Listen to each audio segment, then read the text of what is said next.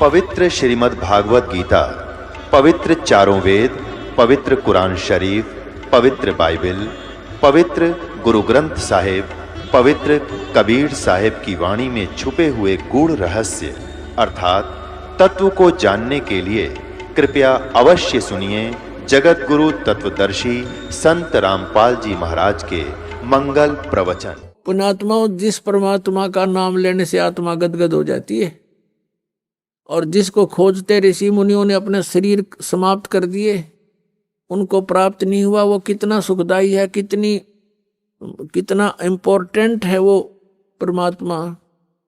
जैसे शेख फरीद जैसे महापुरुष ने 12 वर्ष तक कुएं में उल्टा लटक के साधना करके उसको पाना चाहा, और एक मंसूर नाम के महापुरुष थे, परमात्मा पाने के लिए उसके टुकड़े टुकड़े कर दिए समाज ने। उसने उस परमात्मा की चाह को, परमात्मा की भक्ति को नहीं त्यागा। तो कहते हैं जाके ऊपर एती बीती कैसा है वो भगवान, जिसके लिए ऐसे ऐसे कष्ट सहन किए महापुरुषों ने, वो कैसा है वो भगवान। और वो परमात्मा सहज स्वभाव में और नीमा के सीने से बालक रूप में लगा हुआ है। पुण्यात्मा, एक स्वभाव होता है, जैसे चंदन का पेड़ में ठंड होती है, बर्फ के अंदर स्वभाव है उसका ठंडा करने का, शीतल स्वभाव होता है, ऐसा ही परमात्मा का गुण है। अब वो परमात्मा जिसमें वो गुण है कि जो जिसके साथ रहे उसके सभी दुखों को दूर कर देता है, उसके शरीर के कष्ट को भी दूर कर देता है, और एकदम उसको एक अलग सा आभास होता है। अब उस परमात्मा को गोदी में लेकर के वो माई कभी बच्चे की तरह उसका मुंह से चूम चूम कर प्यार कर रही है, कभी मत सीने से लगा रही है और शुक्र मना रही है शंकर भगवान का। परमात्मा गोदी में और महिमा शंकर भगवान की हम न्यों भूल गए, हम ऐसे विचलित हैं। यहाँ गरीबदास साहब जी कहते हैं, जगत का पेखना पेखा और धनी का नाम ना लेखा। शुक्र मना रही है शंकर भगवान का, और परमात्मा खुद कैसे आ रहे हैं, वो कौन है परमात्मा उसका पता भी नहीं। अब क्या कैसे उपमा की है गरीबदास साहिब जी ने अपने भगवान की। 84 बंधन कटे किन्नी कल्प कबीर, 52 चतुर्दश लोक सब ये टूटे जम जंजीर। अंत कोट ब्रह्मंड में बंदी छोड़ कहाए, सो तो एक कबीर हैं जननी जने नमाए। शब्द स्वरूपी साहेब धनी, शब्द सेंद सब माही, बाहर भीतर रम रहा जहां तहां सब ठाही। जल थर पृथ्वी गगन में वो बाहर भीतर एक, पूर्ण ब्रह्म कबीर हैं अवगत पुरुष अलेख। सेवक होकर उतरे इस पृथ्वी के माही, जीव उदाहरण जगत गुरु बार बार बल जाही। पुण्यात्माओं, जैसे तुलसीदास जी ने लाखों वर्ष पहले की घटी हुई घटना रामायण को अपनी चौपाइयों के माध्यम से पुनः ज्यों का त्यों अंकित कर दिया, क्योंकि उनकी दिव्य दृष्टि खुल गई थी। और इधर से आदरणीय गरीबदास साहिब जी को परमात्मा स्वयं लेकर के सतलोक गए, सब ब्रह्मांड दिखाए, ब्रह्मा विष्णु महेश के लोक दिखाए, और फिर वो ज्ञान उनके हृदय में भर दिया और उनकी दिव्य दृष्टि ऑन कर दी। आदरणीय गरीबदास साहिब जी की भी दिव्य दृष्टि ऑन कर दी, उनकी भी दिव्य दृष्टि खुल गई थी। अब यहाँ दिव्य दृष्टियों का भी अपनी अक्षमता होती है दिव्य दृष्टियों की। अब जैसे एक सूक्ष्मदर्शी जिसको दूरबीन बोलते हैं, उनकी एक रेंज होती है, क्षमता होती है कि कहाँ तक देख सकते हैं।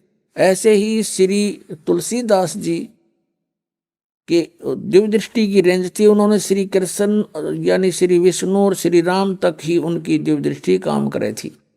और उस सत्र का उन्होंने ज्यों का त्यों चित्रण कर दिया अपनी वाणी में। ऐसे आदरणीय गरीबदास साहेब जी की दिव्य दृष्टि और आल काम करे थी, परमात्मा पूर्ण ब्रह्म की दी हुई थी, उसकी क्षमता ज्यादा थी। तो उन्होंने असंख्यों वर्ष पहले जो सृष्टि रचना की वो भी ज्ञान दिया, जो परमात्मा कबीर जी ने रची थी। और सतयुग त्रेता द्वापर में जो लीलाएं परमेश्वर ने आकर की थी वो भी ज्ञान दिया। पुण्यात्माओं, भगवान पहचानना पड़ेगा हमने, और जब तक हम परमात्मा को नहीं पहचानेंगे और भगवान को हम नहीं जान सकेंगे तो हमें कोई भी भ्रमित कर देगा और हम मार्ग से विचलित होकर अपना फिर जीवन नाश कर जाएंगे। परमात्मा ने आपको विद्या इसलिए दी है कि आप परमेश्वर को पहचान सकोगे, सदग्रंथों को जान सकोगे कि हमारे सदग्रंथ क्या बताते हैं, और जिन महापुरुषों ने परमात्मा को देखा वो क्या बताते हैं, और जिन्होंने भगवान मिला नहीं वो क्या ऊट पटांग बकते हैं। तो फिर हम उनसे हटकर अपने तत्व मार्ग को ग्रहण करेंगे, तत्व ज्ञान को ग्रहण करेंगे। जीवन कल्याण होना तो बहुत आसान है। हमें ये विश्वास होना कि हु इज गॉड, परमात्मा कौन है और उसकी वे ऑफ वर्शिप क्या है, यथार्थ वो कहाँ प्रमाण है। जब हमें ये विश्वास हो जाएगा फिर तो नाम में जपना है, भक्ति करनी है, और मर्यादा तो रहना ही है, क्योंकि बीड़ी शराब मांस तम्बाकू ये यहाँ के संसार के चोचले ये हमें आवश्यकता ही नहीं है, ये तो बकवाद है सारी। तो इनको तो अपने आप ही छोड़ना पड़ेगा। और जो अन्य उपासना हम करते थे वो गीता में मना है कि शास्त्र विधि को त्याग कर जो मनमाना आचरण करते हैं उनको न तो सुख हो, न उनको कोई सिद्धि प्राप्त हो, न उनकी गति हो। फिर किस लिए भक्ति करते हैं? इन तीनों वस्तुओं के लिए भक्ति करते हैं। तो श्री गीता जी में ना तो कितना तीर्थ पर जान का संकेत, आदेश, प्रावधान, और ना हरे कृष्ण हरे राम राधे राधे मिला श्याम, ये कोई मंत्र नहीं। तो ये जो साधना, ये मंत्र, ये सब व्यर्थ है। श्राद्ध निकालना गीता मना कर रखा। 9वें अध्याय के 25वें श्लोक में कहा कि अर्जुन, भूत पूजने वाले भूत बनेंगे। ये श्राद्ध निकालना, अस्थि उठाना, जल प्रवाह करके आना, ये सारे जो है ना भूत पूजा है। श्राद्ध निकालना, फिर तेरहवीं करना, ये सारी भूत पूजाएं हैं। मरने के बाद जो पूजा की जाती है भूत पूजाएं कहलाती है। तो इसमें लिखा है कि जो भूत पूजेंगे भूत बनेंगे, देव पूजेंगे देवताओं के पास जाएंगे, उनके नौकर लग के वहां धक्के खाओगे, उनके लोक में चले जाएंगे, और मुझे, मेरी भक्ति करने वाला मुझे प्राप्त होगा। तो कहने का भाव ये है कि गीता जी में श्राद्धों को मना किया है, तीर्थ व व्रतों का उसमें कति उल्लेख नहीं, बल्कि 6 अध्याय के 16वें श्लोक में व्रत करने वालों के लिए भी मना किया है। उसमें कहा कि अर्जुन, ये योग यानी भक्ति न तो अधिक खाने वाले की और न बिल्कुल ना खाने वाले की, बिल्कुल ना खाना व्रत रखना, और ना घना जागने वाले की और ना घना सोने वाले की, ये कभी सफल नहीं होती। तो व्रत मना कर रखा। और ये एकादशी के व्रत की नरी महिमा गावे ये नकली संत, और फिर तीर्थों पर भ्रमण करवावे, वहां जाने से मोक्ष हो जाता। अगर तीर्थों पर जाने से मोक्ष होता तो गीता जी में अवश्य अंकित होता। और हरे कृष्ण हरे राम ओम नमः शिवाय एवं नमः, अगर ये मंत्र सही होते तो गीता जी में वर्णन होता। जो गीता जी में वे ऑफ वर्शिप नहीं है, वो शास्त्र विधि त्याग कर मनमाना आचरण है, वो हमने नहीं करना चाहिए, वो व्यर्थ है। फिर भगवान को पाना बहुत आसान। गीता जी में कहा कि मेरी भक्ति करनी है तो ओम इति एकाक्षरम ब्रह्म व्यवहारण माम अनुसमरण ये पर्याति तो जन्देहम सयाति परमाम गति। 8वें अध्याय के 13वें श्लोक। मुझ ब्रह्म का केवल एक ओम मंत्र है, नथिंग एल्स। अंतिम सांस तक भक्ति करता हुआ जो शरीर छोड़कर जाता है सो याति परमाम गति, वो मेरे यानी ब्रह्म से मिलने वाली जो परम गति है उसको प्राप्त होता है। कहाँ? ब्रह्म लोक में चला जाता है। और गीता ज्ञानदाता अपने विषय में कहता है 4थे अध्याय के 5वें और 9वें श्लोक में, 2रे अध्याय के 12वें श्लोक में, 10वें अध्याय के 2रे श्लोक में कि अर्जुन, मेरे और तेरे बहुत जन्म हो चुके, तू नहीं जानता। इसे सिद्ध हो गया कि गीता ज्ञानदाता भी नाशवान है, जन्म मृत्यु होती है। तो इसके उपासक भी इस दीर्घ रोग से ग्रस्त रहेंगे, परम शांति हो ही नहीं सकती जब तक जन्म मृत्यु है, शाश्वत स्थान इसको मिला नहीं। तो 18वें अध्याय के 62वें श्लोक में इसलिए कहा कि तू सर्वभाव से उस परमेश्वर की शरण में जा, उसकी कृपा से ही तू परम शांति को और सनातन परम धाम को प्राप्त होगा।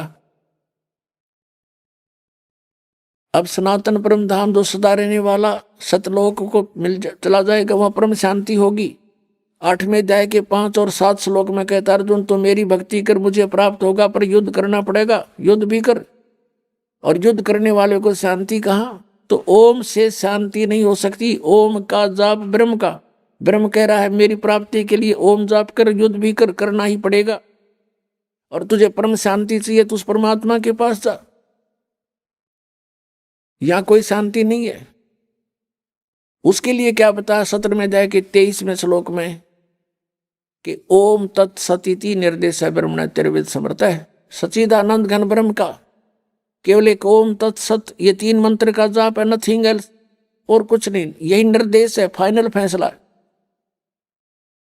और पुण्यात्मा ओम तो ब्रह्म का, ये बिल्कुल, ये तो स्पष्ट है, यही मंत्र है। और तत् और सत ये सांकेतिक हैं, गुप्त हैं, कोड वर्ड है, ये दास बता सकता है, इस पृथ्वी पर किसी के पास नहीं है। यदि कोई इस दास से ये सुनकर फिर आगे आप पे प्रभु पाक जाएगा, गुरु बन जाता है, नाम देता, वो अनधिकारी है, वो सबसे बड़ा शत्रु है आपका। क्योंकि एक छोटा सा लाइसेंस आप बनवाते हो, ड्राइविंग लाइसेंस या पासपोर्ट, वो भी नकली कोई बना देगा तो वहां पकड़ा जाएगा जहां पर उसकी आवश्यकता पड़ेगी, फिर उसमें बहुत देर हो चुकी होगी और सजा के पात्र भी होंगे, दोनों होंगे, बनाने वाला भी बनवाने वाला भी।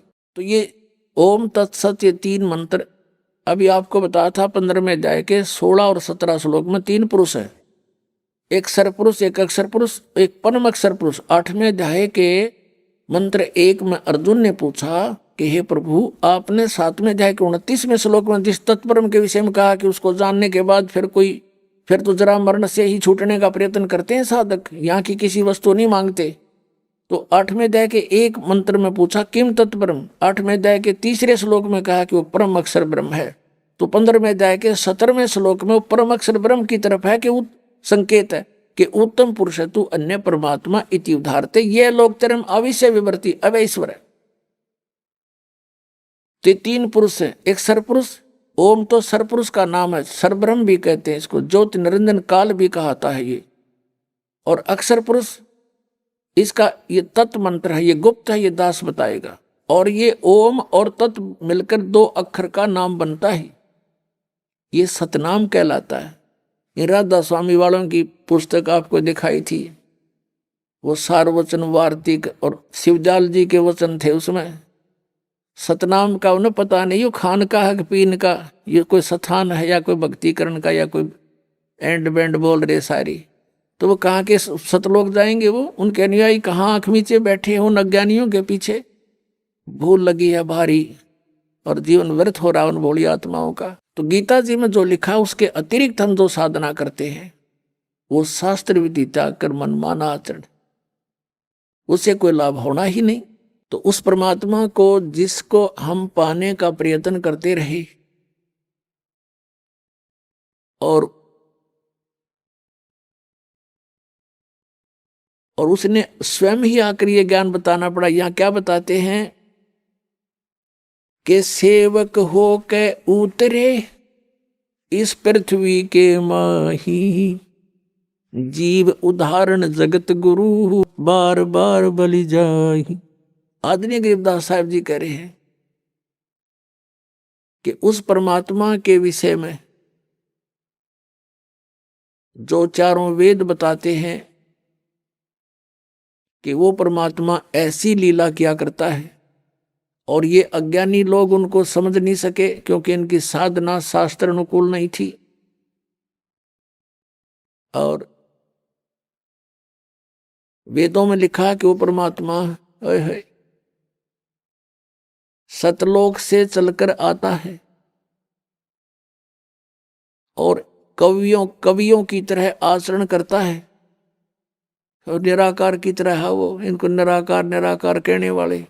तो वेदों में जो ज्ञान है वो परमात्मा की महिमा लिखी हुई है और उन वेदों में लिखी वर्णित जो व्याख्यान हैं उनके ऊपर कबीर देव, कबीर साहब, काशी वाले, बनारस वाले, ये ही खरे उतरते हैं, तो यही हमारे भगवान है।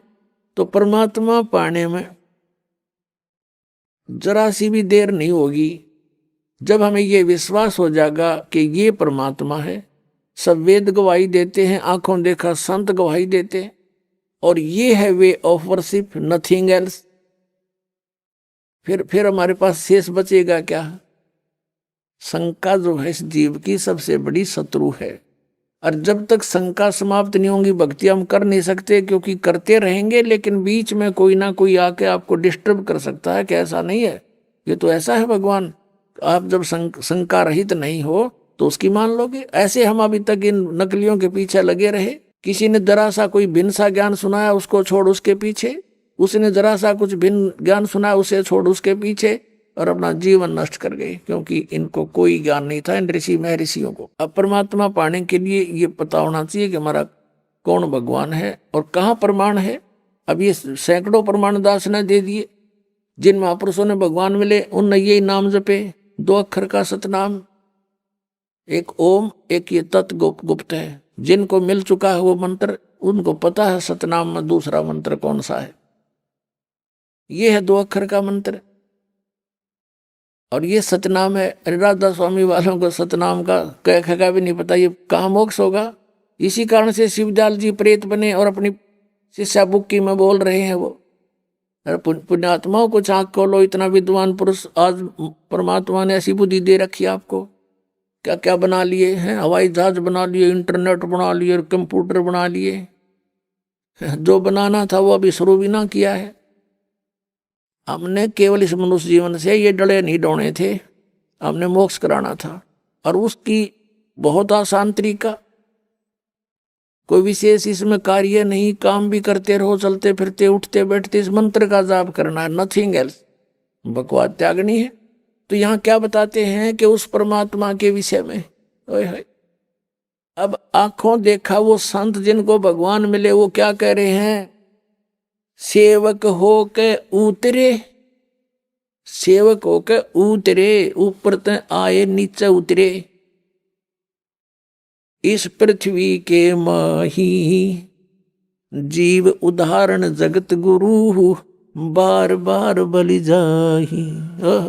ऋग्वेद मंडल नंबर 9 सूक्त 86 के मंत्र 26-27 में, ऋग्वेद मंडल नंबर 9 सूक्त 82 के मंत्र 1, 2, 3 में, ऋग्वेद मंडल नंबर 9 सूक्त 20 मंत्र 1 में, ऋग्वेद मंडल नंबर 9 सूक्त 1 मंत्र 8, 9 में, ऋग्वेद मंडल नंबर 9 सूक्त 96 और मंत्र 16 से 20 में है, और भी अनेक स्थानों पे।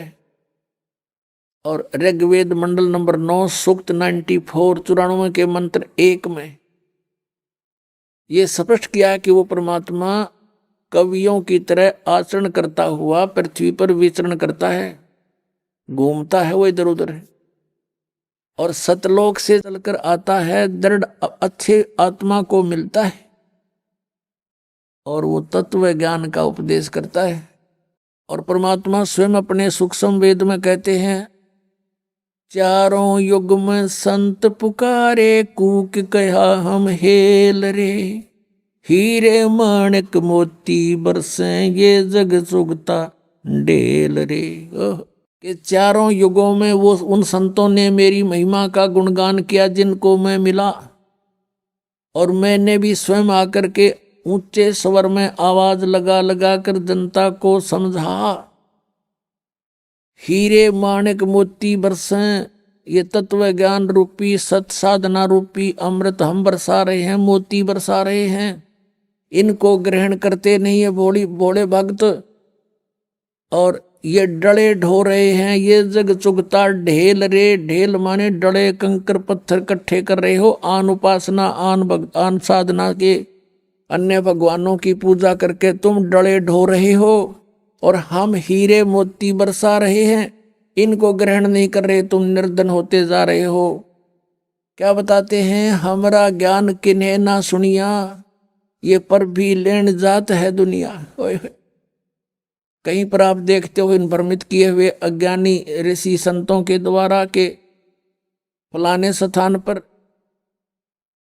कुंभ का पर्व होगा, वहां पर भी लगेगी, पर भी वो है इनकी 1 घंटा 1.5 घंटा स्नान का समय निर्धारित करते हैं किसी सरोवर तालाब या दरिया में, कि उसमें जो स्नान कर लेगा उसका बेड़ा पार हो जाएगा।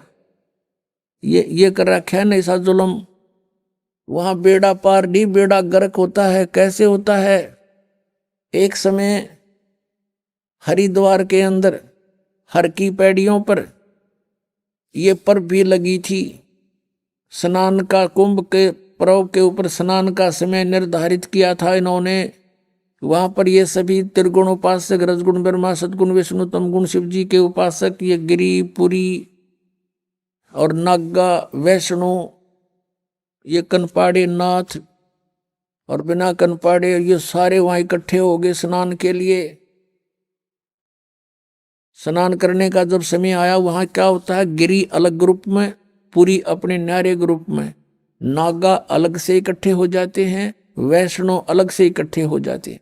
वहां से फिर स्नान करने के लिए चलते हैं अपने अपने मुखिया के पीछे। सबसे पहले नागा चले गए ऊपर भी नहाने के लिए, पर भी लेन मोक्ष प्राप्ति के लिए बेड़ा पार कराने गए थे नागा। सबसे पहले पैर की पैड़ियों पर खड़े हो गए स्नान करने के लिए।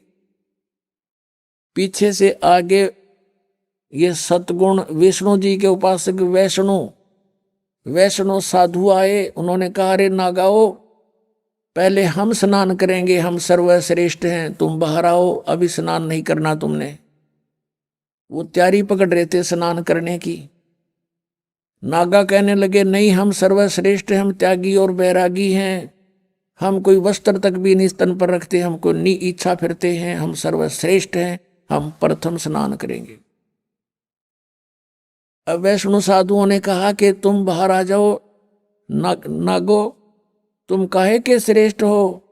तुम नहाते ना धोते, राख लपेटे फिरते हो, सरड फड़ तुम टट्टी के हाथ भी नहीं धोते, और तुम काहे के श्रेष्ठ हो? बाहर आओ, हम प्रथम स्नान करेंगे। इस बात का दुख माना उन्होंने, नागाओं ने, और दोनों आपस में झगड़ा शुरू हो गया। वैष्णो साधुओं का, सतगुण विष्णु के उपासकों का, और तमगुण शिव जी के उपासक नागाओं का आपस में लठ बाज गया, झगड़ा हो गया। और वहां लगभग 25,000 ये त्रिगुणोपासक कटका मर गए वहां पर भी लेन गए थे। बेड़ा पार करान हो गया, बेड़ा गर्क। तो यहां परमात्मा कहते हैं, तीर तुपक तलवार कटारी, जमदड़ जोर बदावे हैं, हर पैड़ी हर हेत न जाना, वाजा करद चलावे हैं, काटे शीस नहीं दल करुणा, ये जग में साध कमावे हैं, और जो जन इनके दर्शन को जावे, उनको भी नरक पठावे हैं। काटे शीस नहीं दल करुणा, और ये जग में संत कमावे हैं, हर पैड़ी हर हेत नहीं जाना, वाजा तेग चलावे हैं। हर की पैड़ी कहें, भगवान का स्थान कहो, भगवान की छाती पर ये कुकर्म कर दिया, 25,000 कटका मर गए। लेली पर भी टिंडे वहां पर, ये है इनके तीर्थ स्थान नहाने के। और किसी को मना करता है तो इन्होंने कहा, हमारी तो भावनाओं को ठेस पहुंचा दिया। अरे ये कोई भावना हुई? अब जैसे कोई बालक, कोई बिजली का तार टूटा पड़ा है, उसमें स्पार्किंग हो रही है, बच्चा उसको आतिशबाजी जानकर पकड़ने जा रहा है, और कोई बुद्धिमान व्यक्ति उसको देख रहा है, उसको भागकर उठाकर उस बच्चे को, उसकी जान बचा देता है। बच्चा रोता है क्योंकि उसकी भावनाओं को ठेस पहुंचा है। वो तो उसको पकड़ना चाहता था, और उसको पता था बद्दर पुरुष को कि ये मर जाएगा, तो उसकी भावनाओं को वहां ठेस पहुंचाना अनिवार्य था। तो इस दास का उद्देश्य यही है, इसको अगर तुम ठेस मानते हो तो ठेस सही, पर तुम्हारी जान बचेगी ना, सारी बिरान मट्टी होगी आपकी, क्योंकि शास्त्र विरुद्ध साधना करके। तो यहां क्या बताते हैं, चारों युग में संत पुकारे, कूक कहा हम हेल रे, हीरे माणिक मोती बरसे, ये जग चुगता डेल रे। अब चारों वेदों में ये प्रमाण है कि वो परमात्मा अपन ऊपर सतलोक में रहता, तीसरे मुक्ति धाम में, और वहां से चलकर आता है गति करके बिजली जैसी गति से। और जैसे विद्युत अपने आकर्षण वाली वस्तु पर गिरती है, ऐसे ही वो परमात्मा अपनी प्यारी उस श्रेष्ठ दृढ़ भक्तात्मा को ही आकर मिलता है, वहीं आकर वो उपस्थित होता है और फिर उसको ज्ञान सुनाता है, उपदेश देता है, तत्व ज्ञान से परिपूर्ण करता है। फिर वो प्यारी आत्मा आगे उनको परमात्मा से प्राप्त ज्ञान को जनसाधारण तक पहुंचाने की पूरी चेष्टा करता है। उनमें से कौन कौन है वो दृढ़ भक्त और अच्छी आत्माएं जिनको परमात्मा मिले इस कलयुग में? आदरणीय धर्मदास साहिब जी, आदरणीय मुल्कदास साहिब जी, ये अरोड़ा जाति से थे, खत्री जाति से, किसान थे। और आदरणीय दादू साहिब जी, आदरणीय नानक साहिब जी, जो सिख धर्म के प्रवर्तक हैं, लेकिन ये भी कालूराम मेहता खत्री यानी अरोड़ा जाति से ही थे और सिख धर्म के प्रवर्तक यही माने जाते हैं। आदरणीय दादू साहिब जी, आदरणीय गरीबदास साहिब जी, गांव छुडानी, जिला झज्जर, हरियाणा वाले, जिसके उपलक्ष्य में ये शुभ समागम हो रहा है। जिस दिन परमात्मा कबीर साहब सतलोक से चल कर आए थे, वो सतपुरुष, और अपनी उस दृढ़ भक्त अच्छी आत्मा गरीबदास जी को मिले थे, सचखंड दिखा था और वापस छोड़े थे। ये वही समागम हो रहा है। आदरणीय गीसा दास साहिब जी, गांव खेखड़ा, जिला मेरठ, उत्तर प्रदेश वाले, इनको भी ऐसे ही मिले थे और 3 दिन तक इस गीसा साहिब जी का भी ऐसे ही स्थिति रही थी, बेहोश पड़े रहे थे। गरीबदास साहिब जी को भी 8-7 घंटे तक ऐसे ही मृत मान लिया गया था। और ऐसे दादू साहिब जी भी 3 दिन तक बेहोश पड़े रहे थे। ऐसे ही नानक साहिब जी भी 3 दिन तक उनको अंतर ध्यान कर दिया गया था, उनके शरीर को कहीं रख दिया गया था परमात्मा द्वारा, और सचखंड दिखाकर, सतलोक दिखाकर अपने से परिचित करके बेई नदी से लेकर गए थे, फिर वापस छोड़ दिया था। उसके बाद उस महापुरुष ने अपनी नौकरी त्याग दी, परमात्मा का प्रचार किया, 12 वर्ष तक घूम घूम के परमात्मा से प्राप्त ज्ञान का, और फिर 16 वर्ष तक बैठ के अपने घर पे साधना की। परमात्मा ने संकेत कर दिया था कि बहुत हो गया, अब अपनी भक्ति करो, पीछा छुटवाओ, अब आने दो समय, फिर देखेंगे। अभी सतनाम उनको दे दिया था आदरणीय नानक साहिब जी को, लेकिन आगे ना देने को की प्रतिज्ञा करा दी थी कि किसी को नहीं बताना अभी, नहीं तो इन काल के दूतों नकली पंथों के हाथ में लग जाता है सतनाम 2 अक्षर का। आज इन्हें कह खगा भी को नहीं पता सतनाम है क्या, परमात्मा ने ऐसा गुप्त रखा और आपके लिए खजाना खोल दिया। अब इस एक सेंटेंस, एक पवित्र वाणी को आपके समक्ष सरलार्ज करने के लिए कितना उदाहरण देने पड़े। कौन सी वाणी को? ओए होए, सेवक होकर उतरे इस पृथ्वी के माही, जीव उदाहरण जगत गुरु, बार बार बलि जाही। पुण्यात्मा, आप तो बालक हो और काल के नकली सुख की भांग पिए पड़े हो।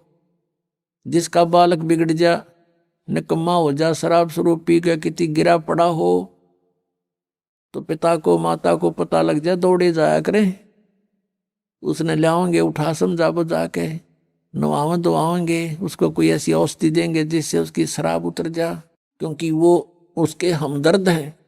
तो आप तो हम सभी काल की भांग पिए पड़े हैं। कबीर साहब कहते हैं, कबीर ये माया अटपटी और सब घट आन अड़ी, किस किस न समझाऊं या कुएं भांग पड़ी। सब एक ही प्रकार की बातें बोलते हैं, इनमें माया दिखाई देती और कुछ भी ना दिखता।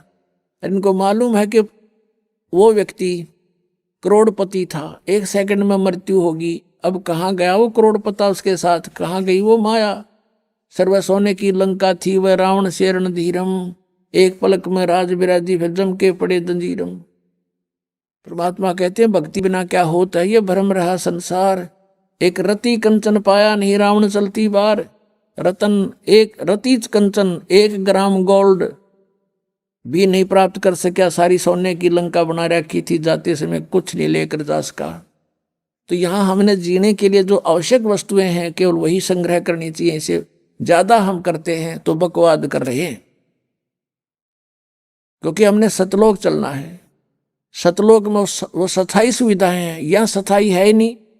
हम एक दूसरे को लूट खसोट करके कोठी बंगले बनाते हैं, मृत्यु हो जाती है तुरंत, और गधे बने फिरते हैं। जैसे एक गवर्नर था हिमाचल प्रदेश और पंजाब का, 2 जगह का चार्ज था, और रिटायरमेंट के निकट आ रहा था। उसने सोची बुढ़ापे का समय हिली स्टेशन पर गुजारा करूंगा, वहां पर एक प्लाट ले लेता हूं पहाड़ों पर। वो प्लाट लेने के लिए 3 करोड़ रुपये, पहले 100 के नोट थे, ये छोटे नहीं बड़े नोट नहीं थे, 500 और 1000 के उस समय। 100 के नोट 3 करोड़ है।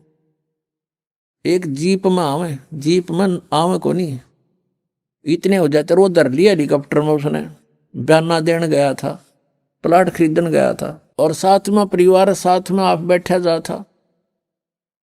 वो इतने लोड में हेलीकॉप्टर क्रश हो गया, वो स्वयं भी मरा, परिवार मर गया, एक लड़का शेष रहा था, बाकी सब मर गए उस हेलीकॉप्टर में। और उन नोटा न गडरिए ठाए फिरे, गधे खावे भेड़ खाओ कागजान, और वो मर गया वहां पर। और फिर पता समाचार पत्रों में आया था कि 40 करोड़ रुपया उस टाइम, 40 करोड़, 100 के नोट 40 करोड़ एक बहुत बड़े हाल में नहीं आए। और उसने बताओ अपने नीचे तय खाना बनवा रखा था, बेड थे घने, जो ये बोल रहे हैं इनको, इनके अंदर वो डाल रखे कपड़े दरा करते हैं उसमें, उनमें ठोक रखे थे। बता वो बनेगा किसी गधा, किसी कुत्ता सुअर बैल बन के पूरे करेगा जो लूट रखे थे, और वो जोड़ा जाड़ा यहीं रह गया। तो ये ज्ञान हमने सत्संग से समझना पड़ेगा। जब भक्ति करनी है, परमात्मा पाना है, तो आपने ये मर्यादा, इस नियम से रहना पड़ेगा। और आपको आवश्यकता कुछ वस्तु की होगी तो भगवान आपको अनायास ही देगा, आप देगा। आप इस मर्यादा से रहें।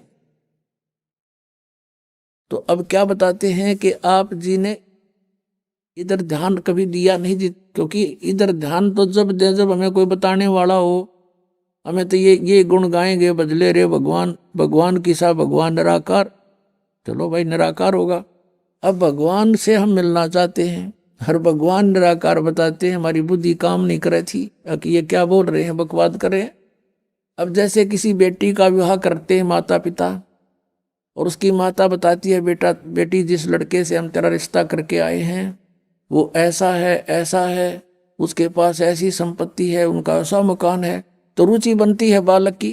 और कोई नो कह दे बेटी तेरा विवाह कर दिया और पति तेरा है ही नहीं, वो तो निराकार है, तो वह बता के गड्ढेगी वहां पर, वह क्या करेगी उस निराकार पति का।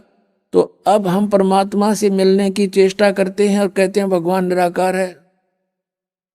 और ये राधा स्वामी पंथ वाले, धन धन सतगुरु पंथ सिरसा वाले, डेरे वाले, सच्चा सौदे वाले, और जय गुरुदेव वाले, और ये जनोद वाले, भिवानी वाले, ये राधा स्वामी पंथ समझो सारा ही। और इनका विधान है कि सतलोक में भगवान नहीं, सतपुरुष नहीं है, वह तो चेतन ही चेतन है, चैतन्यता ही चैतन्यता है, प्रकाश ही प्रकाश है। और आत्मा उस प्रकाश में ऐसे मिल जाती है जाकर जैसे बूंद समंदर में, उधर डूब कर मरना हो गया, फिर कोई बात हुई है। तो ये विधान है, करोड़ों व्यक्ति डबो दिए इन अज्ञानियों ने, शास्त्र विरुद्ध साधना करा के काल के जाल में फंसा दिए। अब कहें तो दुख मानते हैं श्रद्धालु भी कि रामपाल तो आलोचना करता है। आलोचना की परिभाषा बदल ली तुमने अज्ञान के कारण। सत्य कहना आलोचना नहीं होती, वह सत्य होती है। आलोचना होती है किसी के बारे में झूठी बकवाद करे।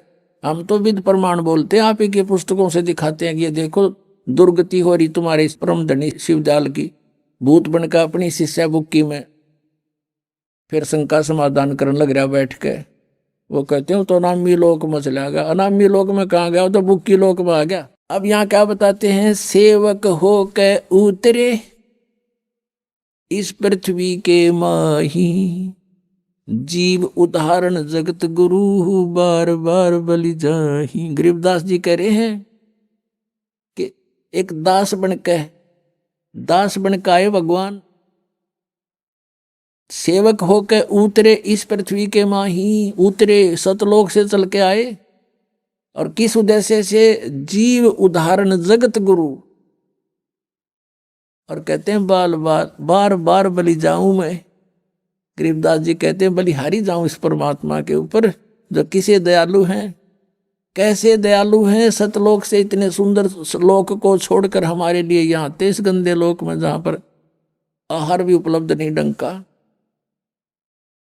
और दास बनकाए कबीरदास, सांस गेल जितनी वाणी बोली कबीरदास, दास कबीर। परमात्मा जब क्यों उन्होंने दास कहा कि हमने भी यदि सतलोक पाना है तो ऐसे ही हम अपनी क्रियाएं बनानी पड़ेंगी। यहाँ पर कोई भी जिसने अपने आप को स्वामी माना है वो पेटे हैं अंत में।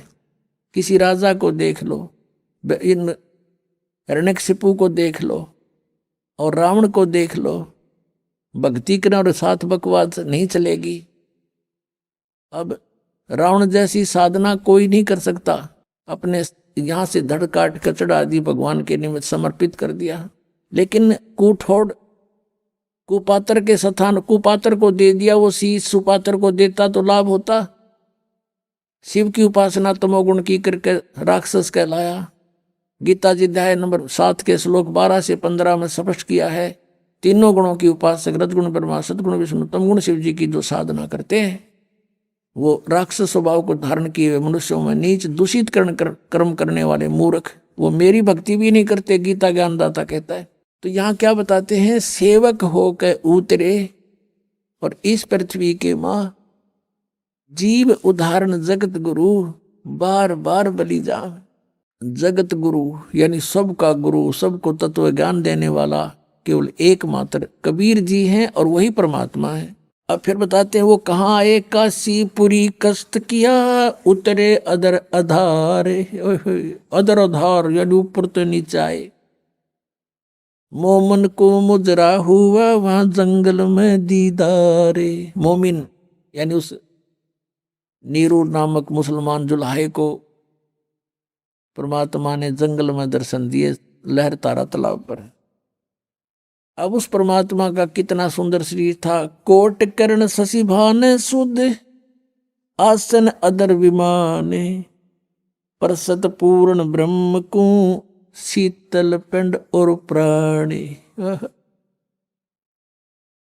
अब परमात्मा का कहते हैं ऊपर आसन अधर विमान, सतलोक में तो उस परमात्मा का ऐसा शरीर है, करोड़ सूर्य करोड़ चंद्रमा, ऐसी शोभा है।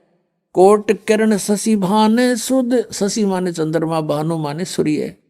कोट किरण शशि भाने सुध, वो आसन अधर विमाने। और वही परमात्मा फिर कहते हैं बालक रूप में, परसत पूर्ण ब्रह्म को, शीतल पिंड और प्राण। कहते हैं माई का नीरू ने जब परमात्मा को सीने से लगाया, कहते उसके प्राण आत्मा में एकदम शांति छागी, जैसे बर्फ जले हुए पर बर्फ रख दी जाती है, एकदम शांत कर देता है। फिर क्या बताते हैं, गोद लिया मुख चूम कर, हेम रूप झलकनते, जगर मगर काया करे, जैसे दमके पद्म अनंत। उस माई ने उस बालक शिशु रूप धारी बालक को कहते हैं मुंह चूम्या, गोद में लिया। और परमात्मा का कैसा रूप था, हेम रूप झलकंत, हिम माने बर्फ। और परमात्मा कबीर जी बालक रूप में कैसा सुंदर शरीर था, कहते बर्फ जैसा सफेद शरीर। जैसे कोई कपड़ा लेने जाते थे ना दुकान पर, तो यूं कहा करते भाई स्नो व्हाइट कलर देना। स्नो व्हाइट माने बर्फ जैसी सफेदी वाला। तो यहाँ कहते हैं हेम रूप, गोद लिया मुख चूम के, और हेम रूप जलकंत, हिम की तरह झलक रहे थे परमात्मा। और जगर मगर काया करे, जैसे दमके पद्म अनंत।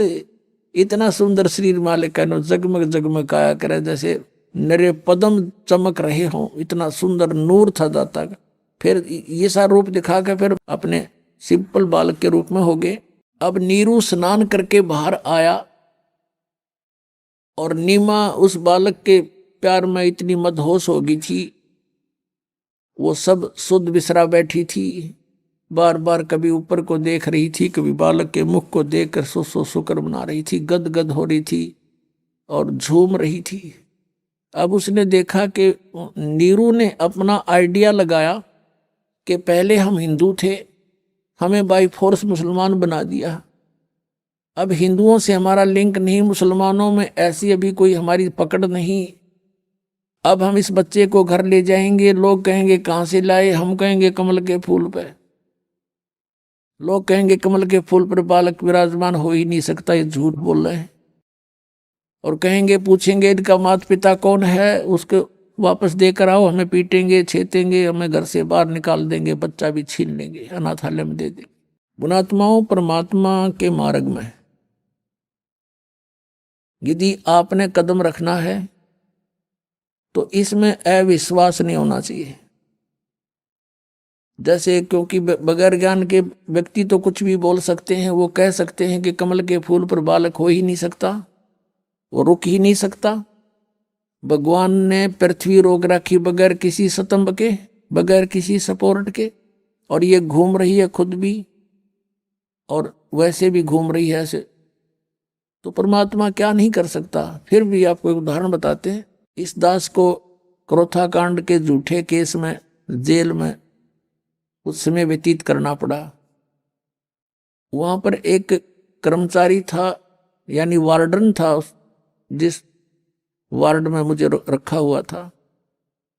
तो वो आते थे, चर्चा करते थे, पूछते थे महाराज कारण क्या हुआ, सब उनको सच्चाई बताते थे। वो भी परिचित हुए सच्चाई से, एक सचमुच आपके साथ तो ये राजनीतिक षड्यंत्र है, हम भी अब बहुत महसूस कर रहे हैं। तो फिर ज्ञान चर्चा होती थी, तो हमने कहा कबीर इज गॉड, ऐसे ऐसे वो अवतरित हुए, कमल के फूल पर आए।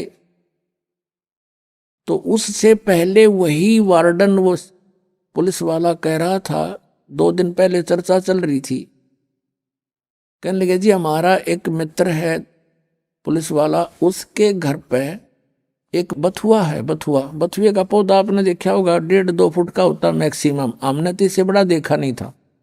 वो बता रहा है कि बथुए का पौधा 10 फुट ऊंचा है, 10-11 फुट, और नीचे से उसका पेड़ जो है तना लगभग 3-4 इंच मोटा है, और वो सदाबहार है, 12 यानी पूरे वर्ष वो हरा भरा रहता है, उसके पत्तों का साग बनाकर खाया जाता है। अब हमने तो अविश्वास हुआ नहीं भी होगा, हो सकता कोई बड़ी बात नहीं। अब फिर एक दिन ये चर्चा चली जब इस दास के साथ के भाई परमात्मा कमल के फूल पर आकर विराजमान हुए, तो यहां आकर वो अड़ गया न, बोला जी यह बात नहीं समझ में आती आपकी, और सारी मान लेंगे, लेकिन कमल के फूल पर बालक कैसे रुक सकता, वो तो बिल्कुल पत्ते से होते। मेरे फिर वह बात याद आ गई। मैं कहने लगा भगत एक बात बताओ, आप परसों बता रहे थे कि आपके एक मित्र के घर पर एक बथुआ है और वो 2-3-4 इंच मोटा उसका तना है और 10 फुट ऊंचा लंबा है, ये संभव हो सकती है? कभी देखा तो नहीं, हमने तो 2 फुट से ऊपर कदे बथुआ देखा नहीं, हम किसान परिवार में जन्म हमारा, और आप ये कह रहे हो कि ऐसा धर्म, वो भी मान रहे हैं कि परमात्मा कुछ भी कर सकता है, उसकी बुद्धि सेट होगी तुरंत। जब एक 10 फुट का बथुआ हो सकता है तो क्या कमल का फूल इतना स्ट्रॉन्ग नहीं हो सकता जिस पर बालक लौट जाए? तुरंत मान गया, बोला जी हो सकता है, 100 बार हो सकता है। न्यू पे चल रहे थे हम, आप पे कह रहा है ईसा बथुआ देखे, और मैं जब मैं न्यू को नहीं मान सकता, मैं वो तो बथुआ इससे ऊपर होता ही नहीं, तो वो मान गया। तो पुण्यात्मा ऐसे हमने सध्यात्म मार्ग को समझना है, इसमें इम्पॉसिबल नहीं होता कुछ भी। एक उदाहरण बताते हैं, कबीर परमात्मा का एक साधक था। हम कैसे साधक हैं, हम भगवान के ज्ञान को अवश्य सुनते हैं लेकिन मनमुखी तुरंत हो जाते हैं। अब वो साधक घर छोड़ कर बैठ गया जंगल में, उसमें पहाड़ पर जाकर बैठ गया और वहां दिन रात भक्ति कर रहा था, साधना करता था।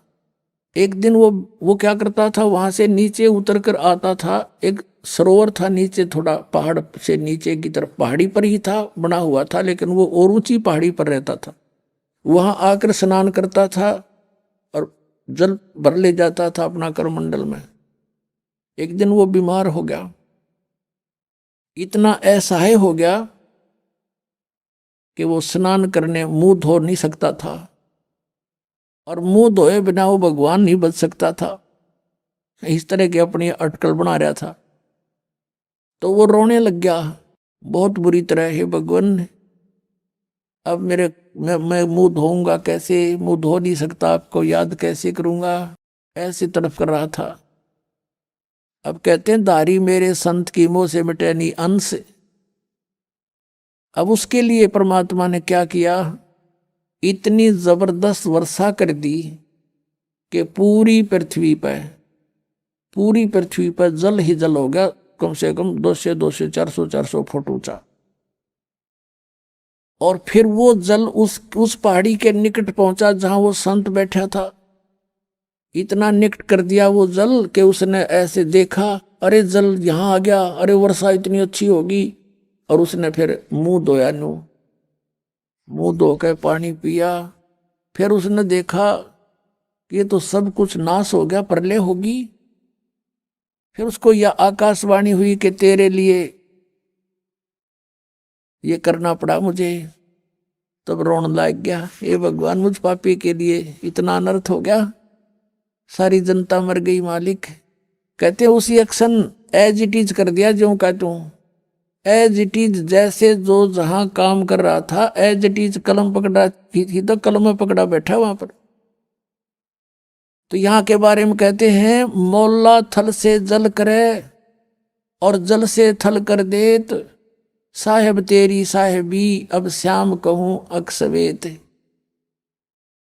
परमात्मा एक सेकंड के कुछ क्षण में भी पूरी पृथ्वी पर जल ही जल विनाश कर सकता है। और दूसरे अक्षर में ए जो का तू, आपको जैसे यहां बैठे हो ऐसा ही बैठा दे। आपका सपना सा याद भी ना हो मेरे गल बनी थी क्या। इतना सामर्थ्य परमात्मा में है। और हम इन अनाड़ियों के कारण, अज्ञानता के कारण, शास्त्र विरुद्ध साधना करने के कारण, ईश्वरीय परमेश्वरीय लाभ से वंचित रहने से हम ये सोच बैठे हैं ऐसा नहीं हो सकता, ऐसा नहीं हो सकता। और ये अगर मगर जो है ये हमारे भक्ति मार्ग को समझने में बहुत बड़ी बाधा है। परमात्मा को के मार्ग में कभी भी अविश्वास नहीं होना चाहिए। एक कथा सुनाता हूं। इस दास को जब तक ये ज्ञान नहीं प्राप्त हुआ था तब ऐसे ही कोई जैसा भी कोई ज्ञान देता उसको उसका सच्चाई लगता था हमें। हमारे घर पे हमारे किराए के ऊपर एक आर्य समाज का एक व्यक्ति रहता था। वो टीचर था, वो शास्त्री बताता था अपने आप को, और बहुत अच्छी नेक आत्मा था, बोलन बतलाने का स्वभाव ठीक था उसका। तो मुझे उपदेश प्राप्त हो गया। पहले जब हम चर्चा करते थे उससे तो वो कुछ भी कह देता था, उसकी बात को मानते थे। वो महर्षि दयानंद का पुजारी था। जब दास को ये ज्ञान हुआ, सन 1988 में नाम प्राप्त हुआ, तो 1989 में एक वर्ष बाद दास ने क्या सोचा कि ये भक्ति बोध जो आपको देते हैं नित्यनेमकरण की पुस्तक, ये छपवाई। इस दास ने कुछ पुस्तक छपवाई 2000 या जैसा भी, और वो छपवाई इसलिए थी कि गुरुदेव को दे देंगे और वो अब भक्तों को आगे फ्री बांटते हैं। अब वो जब वो ऊपर एक हमने पूजा सतल बनाया था 15 बाई 5.5 फुट का, गैलरी के ऊपर अलग से सेपरेट बना, और उसमें जब उसमें खिड़कियां लगाई थी, एक शीशा टूटा हुआ था। उस खिड़की के उन खिड़कियों के बाहर की साइड में लोहे की जाली लगानी थी। ये मच्छरों से बचाने की होती है ना जालियां, लोहे की जाली। तो ये दास से उसका साइज नाप के ले गया। वो थी, चौड़ाई तो थी 2 फुट 8 इंच और ऊंचाई थी 4 फुट। अब 2 फुट 8 इंच मैंने ऐसे 2 और फिर डैश ला के 8 इंच के ऊपर 2 डैश ला के अपनी इस इंजीनियरिंग भाषा में लिख रखी थी। वो तो आम आदमी भी ऐसे लिखता है। तो वो जा करके मैंने एक लोहे वाले दुकानदार से दे दी कि भाई ये जाली तैयार कर दे इस साइज की। मैं कुछ और सामान ले आता हूँ। स्कूटर ले रखा था मैं, छोटा 2 व्हीलर। आइए अब हम उन श्रद्धालुओं के अनुभव जानते हैं जो जगत गुरु तत्वदर्शी संत रामपाल जी महाराज जी से दीक्षा प्राप्त कर चुके हैं तथा उनके द्वारा बताए गए भक्ति मार्ग पर चल रहे हैं। नमस्कार सर। नमस्कार सर। सर क्या नाम है आपका? बलबीर सिंह फुलिया। सर कहाँ से हैं आप? गड्डी माजरा, जिला रोहतक, हरियाणा। सर संत रामपाल जी महाराज से नाम दीक्षा आपने कब ली? 8 फरवरी 2004 को। सर क्या काम करते हैं आप? मैं पुलिस विभाग से इंस्पेक्टर रिटायर्ड हूँ। सर अपने भक्ति सफ़र के बारे में बताइए, आपने क्या क्या भक्ति साधनाएं की हैं? मेरे माता पिता धार्मिक प्रवृत्ति के थे। हमारे घर में काफ़ी धार्मिक पुस्तकें थी जिनको मैं पढ़ता था। उसके बाद मैं पुलिस विभाग में भर्ती हो गया। वहाँ पर भी मुझे जो भी संत मिलते मैं उनसे परमात्मा के बारे में चर्चा करता। फिर उसके पश्चात मैं हिंदू धर्म में प्रचलित देवी देवताओं की पूजा करता रहा। उसके बाद मैं खाटू श्याम गया और अपनी सर्विस के दौरान मैं इलाहाबाद गया और बनारस गया और हरिद्वार गया। फिर इसके पश्चात 2001 में संत आसाराम जी महाराज से नाम दीक्षा ली तो वहाँ पता लगा कि गुरु बनना ज़रूरी है। संत आसाराम की भर्ती करते हुए मुझे सिर में दर्द होने लगा और कुछ दिनों के बाद मेरी गर्दन में दर्द हो गया। उसके पश्चात मैं उस संत आसाराम जी महाराज जी के नीचे मिलने की कोशिश करा, उन्होंने मिलने नहीं दिया। उसके बाद जो उसके नीचे थे उन्होंने बताया कि आप शिविर अटेंड करो। फिर मैंने शिविर अटेंड किया। उसके बाद मेरी कमर दर्द और ज़्यादा बढ़ गया, ऐसे नहीं पीड़ा होगी। उसके पश्चात फिर मैंने अहमदाबाद में शिविर एक और अटेंड किया और ज़्यादा मेरी तकलीफ़ कमर में ऐसे नहीं पीड़ा हुई। फिर मैंने अपना इलाज शुरू किया, अपने माई सिर दर्द का ECG करवाई और CT स्कैन करवाया, लेकिन कोई आराम नहीं हुआ। डॉक्टरों की बहुत सारे इलाज करवाए, कोई भी आराम नहीं रहा। फिर मैंने सोचा भाई क्या करना चाहिए। परमात्मा तो मैंने भक्ति भी करता हूँ, दवाइयाँ भी लेता हूँ, डॉक्टरों के पास भी जाता हूँ, लेकिन मेरा दर्द कम नहीं हो रहा। मैं खाटू श्याम गया, हरिद्वार 4-5 चक्कर लाए। हरिद्वार में बहुत सारे संतों से बहस करता हुआ मैं दुखी हूँ, मेरा पीड़ा का कैसे निवारण होगा। उन्होंने सभी ने कहा परमात्मा की भक्ति करो। ये कोई नहीं बताता कि परमात्मा की भक्ति कैसे करें। हाँ बस जाओ परमात्मा की भक्ति करो, परमात्मा सब दूर करेंगे। खाटू श्याम गया, मैं हरिद्वार गया, बनारस गया। सभी जनतों से मैं अपने कष्ट निवारण के बारे में पूछता, लेकिन सभी ने यही कहा कि भक्ति करो। उसके पश्चात मैंने धार्मिक पुस्तकें पढ़ना शुरू किया और मैं शाम के टाइम 2 घंटे टीवी के अंदर संतों के प्रवचन सुनता। तो इस तरह सब प्रवचन सुनते सुनते एक दिन संत रामपाल जी महाराज जी का चैनल लग गया।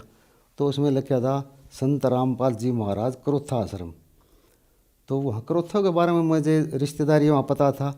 तो मैंने अंदाज़ लगा पर करोथा में तो ऐसा कोई संत नहीं जो इतना उच्च कोटि का ज्ञान बता रहे हैं। तो फिर कुछ दिनों के बाद भिवानी के अंदर संत रामपाल जी महाराज जी के पोस्टर लगे हुए थे। तो मैंने देखा भाई ये तो वही संत हैं जो टीवी के अंदर हैं। और मैंने सोचे बस चलो अब इनका भी सत्संग सुनते, अब तो सीधे देखेंगे, पहले तो टीवी में देखे थे। तो वहाँ मैं सत्संग सुनने गया तो संत रामपाल जी महाराज ने बताया कि ब्रह्मा विष्णु महेश तो देवी देवता हैं और ब्रह्म काल भगवान है और ये इसके पुत्र हैं। और काल भगवान जो है हम सबको पैदा करता है और मारता है, ये तीनों देवता इसके पुत्र हैं और ये इसके जन्म मृत्यु में हमारे को बांधने के मुख्य कारण है। और मैं ब्रह्मा विष्णु महेश विष्णु जी को तो मैं सर्वे सर्वा मानता था। फिर मैंने सोचा भाई ये संत कैसे बता रहे हैं। मैंने 1-आधा घंटे का सत्संग के बाद फिर उन्होंने प्रमाण दिखाया। 11वें अध्याय के 32वें श्लोक में संत रामपाल जी महाराज दिखाया तो ये तो ब्रह्म भगवान है, ये तो काल है। फिर उन्होंने बताया कि भाई ब्रह्मा विष्णु महेश से ऊपर काल भगवान है और उससे ऊपर अक्षर ब्रह्म है और उससे ऊपर परम अक्षर ब्रह्म है। उन्होंने प्रमाण बताए 15 अध्याय का 16-17 उसमें श्लोक में। फिर मैंने सोचा भाई 1 घंटे के सत्संग में मेरे सारे ज्ञान का पता लगा, भाई तो वाकई में संत हैं, और बाकी तो जो अब तक तो नहीं देखा वो तो अज्ञान था। संत रामपाल जी महाराज जी के बारे में पता लगे, वे वाकई में परमात्मा के अवतार हैं, यही संत हैं, यही सर्व ज्ञान के स्रोत हैं। और क्योंकि ये परमात्मा के बारे में प्रमाणित ज्ञान दे रहे हैं, गीता, वेद, कुरान, यानी कि एक ही सत्संग में परमात्मा ने सभी प्रमाण सहित ज्ञान बता दिया। तो मैंने सत्संग खत्म होने के बाद फार्म भरा और वहीं उसी टाइम नाम दीक्षा ले ली। सर जैसे कि आपने बताया कि बहुत गुरु बनाए आपने, आसाराम जी को गुरु बनाया, वहाँ आपकी समस्याएं थी वो हल नहीं हुई, फिर संत जी का ज्ञान समझ के, संत रामपाल जी का ज्ञान समझ के आपने नाम दीक्षा ली। क्या संत रामपाल जी महाराज से नाम दीक्षा लेने के बाद आपकी परेशानियाँ ठीक हुई?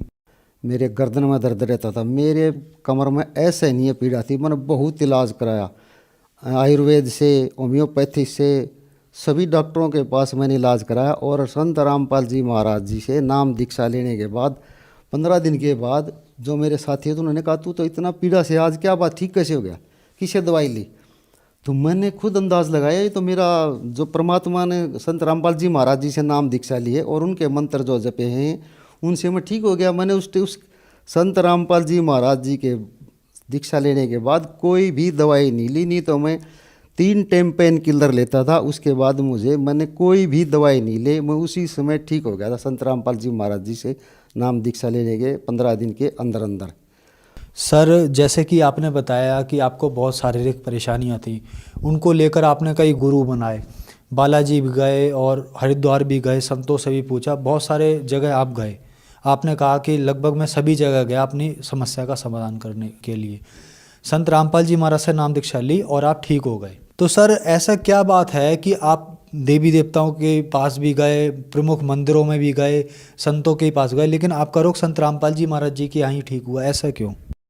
वो और संत सिर्फ भक्ति के बारे में नहीं बताते, और ही कुछ बता रहे हैं, वेदों के बारे में ज्ञान नहीं बताते।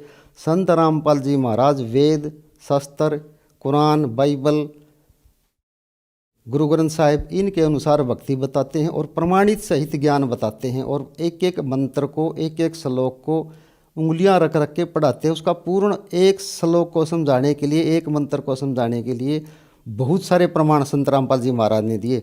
उनके मंत्रों में वो शक्ति है कि उनसे जीव की सभी जो उनके पास कष्ट हैं, आर्थिक हैं, शारीरिक हैं या मानसिक हैं, उनके मंत्रों की शक्ति से सभी कष्ट दूर हो जाते हैं। सर संत रामपाल जी महाराज से नाम दीक्षा लेने के बाद आपको बहुत सारे लाभ मिले। आज जो दर्शक आपको टीवी पर देख रहे हैं और वो भी संत रामपाल जी महाराज से लाभ लेना चाहते हैं, नाम दीक्षा लेना चाहते हैं, तो कैसे ले सकते हैं? विभिन्न स्टेटों में, राज्यों में संत रामपाल जी महाराज जी के नाम दीक्षा केंद्र खुले हुए हैं और उन नाम दीक्षा केंद्रों के ऊपर संपर्क करें। विभिन्न चैनलों पर सत्संग आते हैं, उनके अंदर फ़ोन नंबर आते हैं, उनको नोट करो और संपर्क करो। कहीं से भी दीक्षा ले सकते हैं अपने नज़दीकी केंद्रों से। संत रामपाल जी महाराज जी की पुस्तकें ज्ञान गंगा, जीने की राह, गीता तेरा ज्ञान अमृत, इनको पढ़ो, इनको समझो, इनको देखो। वो संपूर्ण ज्ञान से परिपूर्ण हैं और सभी वेदों का, शास्त्रों का ज्ञान के आधार पर वो परमात्मा के द्वारा लिखी गई वाणियाँ हैं। धन्यवाद सर। सत साहिब, सत साहिब।